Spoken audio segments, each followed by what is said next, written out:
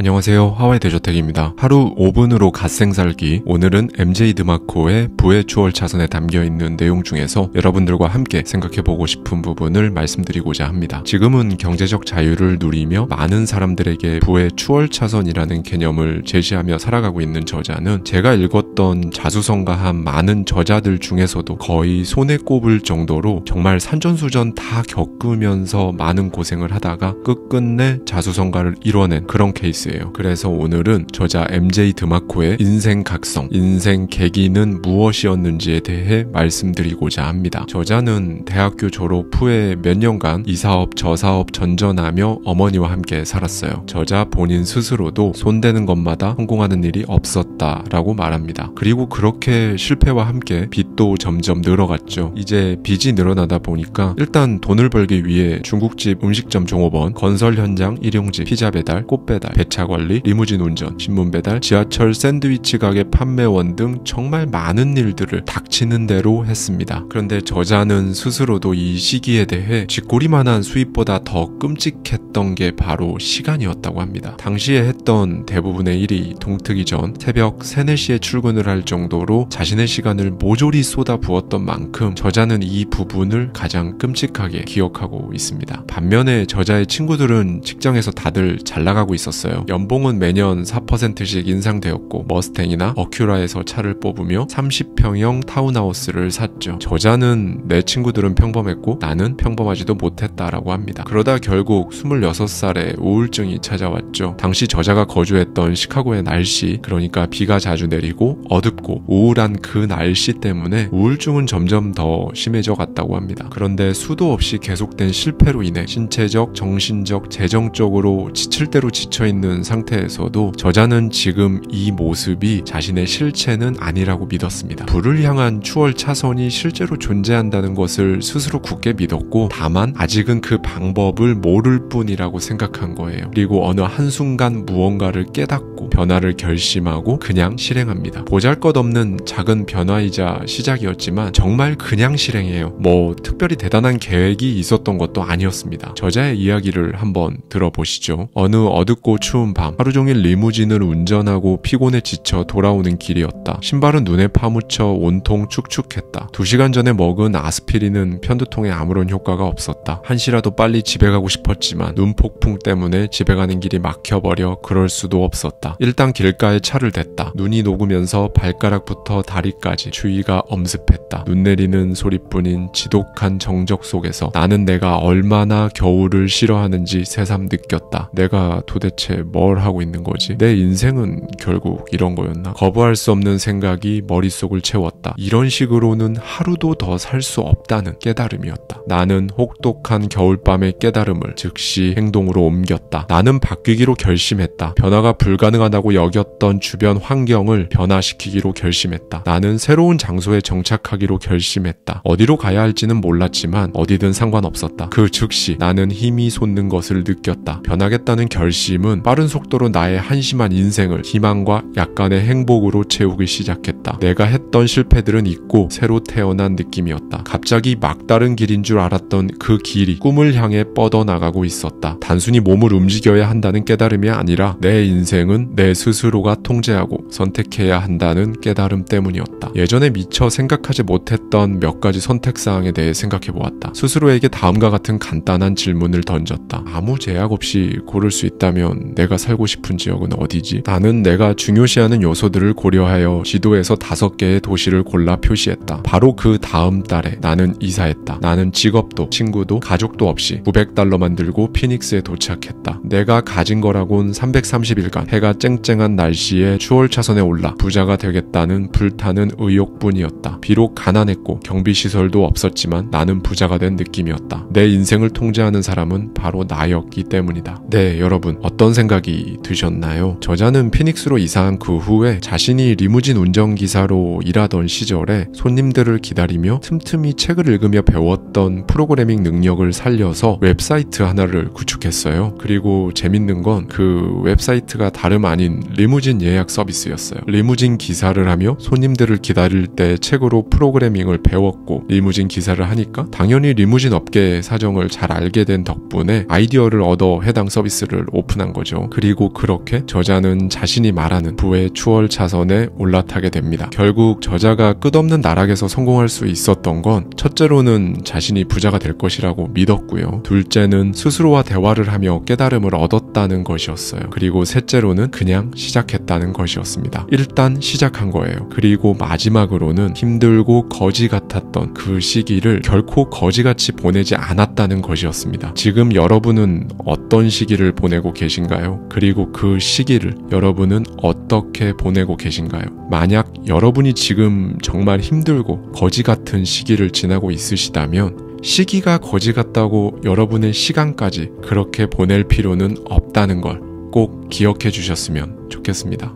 감사합니다. 지금까지 하와이 대저택이었습니다.